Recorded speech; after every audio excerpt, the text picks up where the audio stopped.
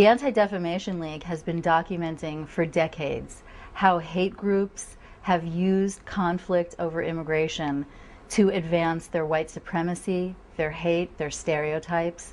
And now we're concerned that the exact same rhetoric is moving from the hate sites to the nightly news, coming out of the mouths of some politicians, opinion elites, and even, we're afraid, around the dinner table. You've got a wholesale invasion, the greatest invasion in human history, coming across your southern border, changing the We've seen hate speech and code words used against immigrants and Latinos in a number of ways, each one designed to spark fear in the hearts of people, to paint them as a threat to our values and to our communities. And there are four main themes we see. The first is the sense that immigrants are an army of invaders. They're coming here to attack our way of life, to subvert our values.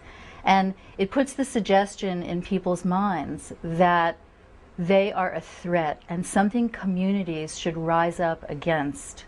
You say that the greatest invasion in history, the third world, et cetera, talking about the invasion at our borders, and I agree with you. We are in a war with Mexico right now. They're the only ones fighting it, of course. It wasn't just a dozen folks who are ensconced in the ivory tower who believe that the Southwest is Aztlan and it belongs to them. We're looking at 10% more people here in 10 years than we have now, all foreign nationals.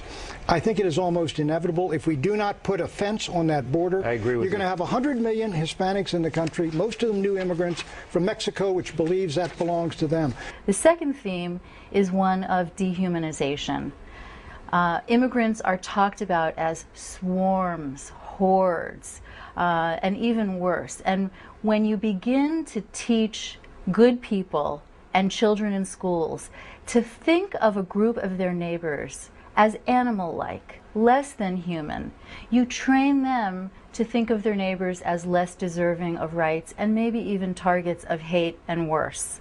If they're an illegal alien, they're not an American and they're not decent. And then this big, vast wave of low-skilled, poorly educated people illiterate in any language, no high school degree coming into the country.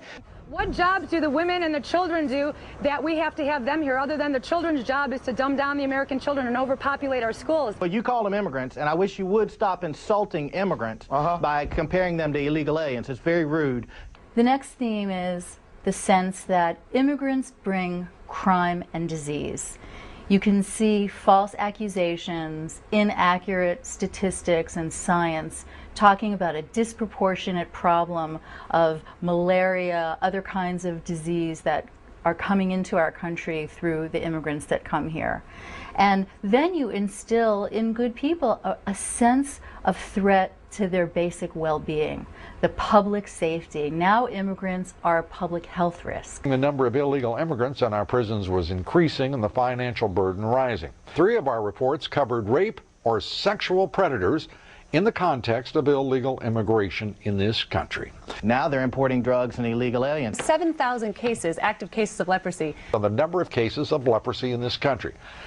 One of the reasons we screen people coming into this country is to deal with communicable diseases like leprosy, disease or other illnesses, and illegal aliens.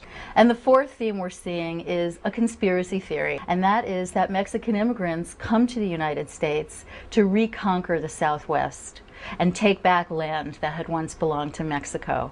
There has been much discussion about the so-called Reconquista, which is the retaking of old Mexico territories, which are now part of the United States, by pure birth rate. But I'll tell you this, I do believe we're going to lose the American Southwest. We already have a problem where forces trained by the U.S. military, such as Los Zetas, which controls the border more than the Border Patrol, were trained by the American military at Fort Benning, South Carolina. The culture that they live in and the place they live in is supposed to assimilate to them as opposed to the other way around.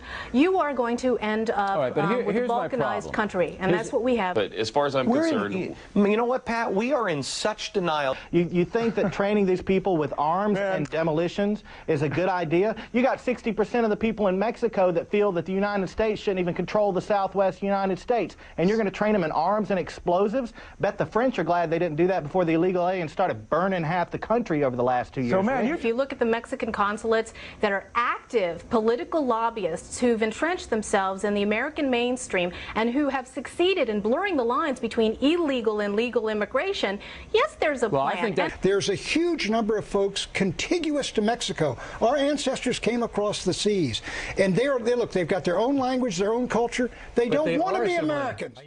And so when people all over the country are trained to think of immigrants as invading our way of life, trying to rip apart our civilization and undermine our values, when we're trained to think of them as a little bit less than, less deserving of rights, less human, animal-like almost, and when we're trained to think of them as bringing disease and bringing criminality into our communities, and when we're trained to think of them as even people who would subvert the rule of law of the United States and take back territory, good people will be inculcated to hate. And the suggestion is not that implicit that maybe communities should take matters into their own hands. And my gosh, we better wake up soon. Or we're going to wake up dead. The Anti-Defamation League is exposing these trends and this rhetoric because words have consequences. There is a direct connection between the policies we have in our society, the words of leaders, and the daily lives of minority communities and immigrants. And unfortunately, we have seen hate crimes against Latinos, Asians, and other immigrants on the rise.